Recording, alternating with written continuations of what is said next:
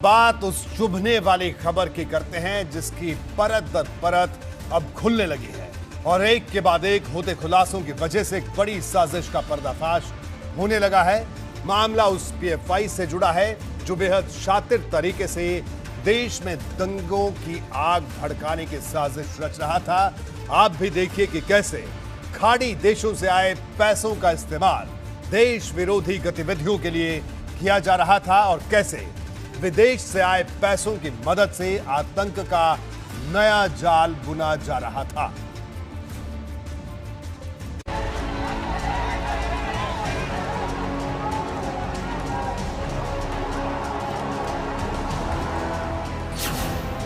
लखनऊ में एनआरसी और सीएए के विरोध के दौरान जो हिंसा की आग भड़की थी वो अपने पीछे कई सवाल छोड़ गई थी,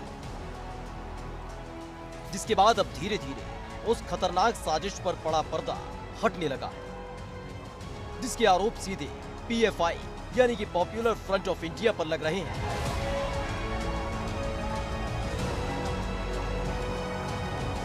दरअसल रऊफ शरीफ को एसटीएफ ने रिमांड पर लिया था और पूछताछ के दौरान उसने जो खुलासे किए हैं उससे ये साफ हो रहा है कि पीएफआई और उसके स्टूडेंट यूनिट सीएफआई देश में हिंसा फैलाने के लिए खाड़ी देशों से पैसा ले रहे थे। रऊफ ने जो खुलासा किया है उसके मुताबिक केरल में 4 बैंक खातों में 2 साल में 2 करोड़ रुपए आए। इनमें से 1 करोड़ से ज्यादा रुपए ओमान से भेजे गए, बाकी रकम अलग अलग खातों में ऑनलाइन ट्रांसफर हुई। रकम भेजने वाले कुछ लोगों के नकली नाम भी सामने आए।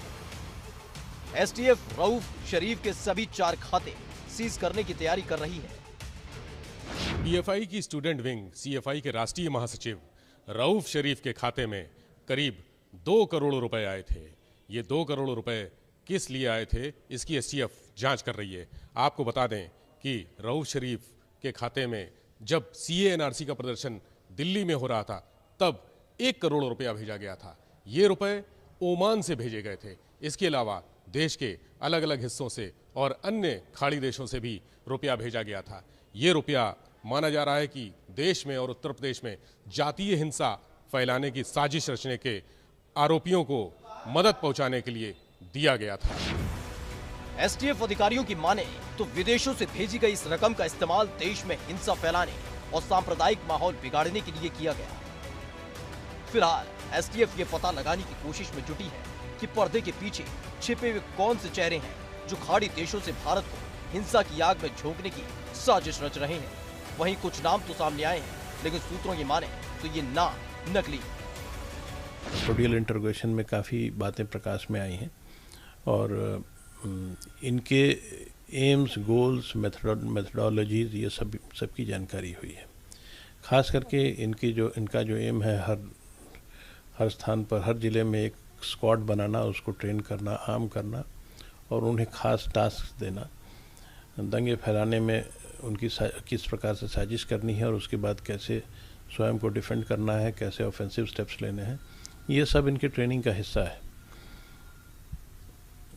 जब इनके बारे में जानकारी जो प्राप्त हुई है उससे हम आगे कार्रवाई करेंगे।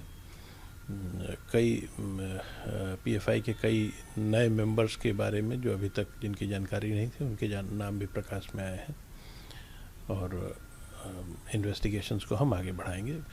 रऊफ की अब जो पुलिस कस्टडी रिमांड थी वो समाप्त हो चुकी है और उसे वापस मथुरा जेल में दाखिल किया जा चुका है। रऊफ शरीफ ने यह भी बताया कि पीएफआई में ऐसे युवाओं को शामिल किया जाता है जो कि कानून की जानकारी रखते हों। इसके पीछे मकसद ये था कि जब भी कोई पीएफआई का सदस्य पुलिस के हत्थे चढ़ जाए तो उसे कानूनी मदद मुहैया कराई जा सके। लखनऊ से विवेक त्रिपाठी के साथ bureau report, ABP Ganga.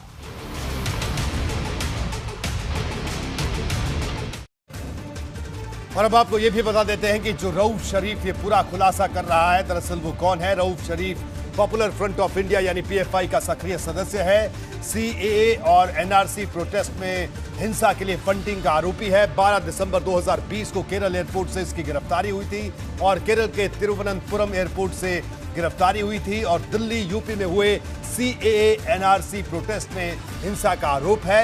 UP STF को लखनऊ हिंसा में रऊफ का कनेक्शन भी मिला था और मथुरा के मांड इलाके में पीएफआई के मेंबर जो 4 हुए थे गिरफ्तार, उनमें से शामिल था justice for Hathras, pamphlet, laptop, mobile, ये तमाम चीजें इससे बरामद हुई थी।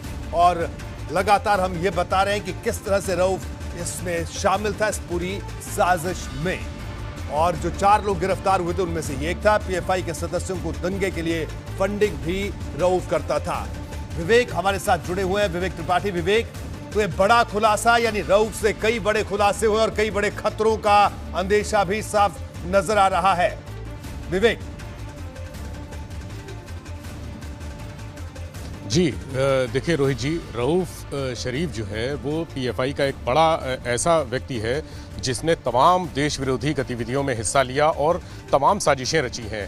अभी मैं आपको बताना चाहूँगा कि जो पीएफआई का जो चेहरा केरल और जो दक्षिण भारतीय राज्य हैं वहाँ पर जो चेहरा है वहाँ पर एक संगठन के रूप में है, जो छात्र संगठन है या समाज का जो संगठन होता है जिसके अच्छे काम होते हैं, वो उस चेहरे के रूप में जाना जाता है।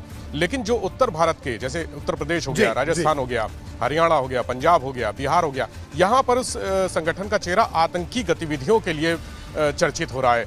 जिस तरह से यहाँ पर जो अभी हाल में एसटीएफ ने 2 लोगों को पकड़ा था, जिसमें बदरुद्दीन और फिरोज खान थे, दोनों ने पूछताछ में जो जानकारियां दी हैं उससे ये साफ हो रहा है कि पीएफआई कोई बड़े मंसूबे रच रही है, देश बिल्कुल विवेक, तो साफ जाहिर होता है कोई बड़ी साजिश को कि ये लोग अंजाम कोई बड़ी साजिश को अंजाम देना चाहते थे। हम चाहेंगे कि लगातार जिस तरह से आप खुलासे कर रहे हैं इस पूरी खबर पर आप एक के बाद एक खुलासे करते रहिए, क्योंकि जनता को आगाह करना हमारी जिम्मेदारी। आपका शुक्रिया।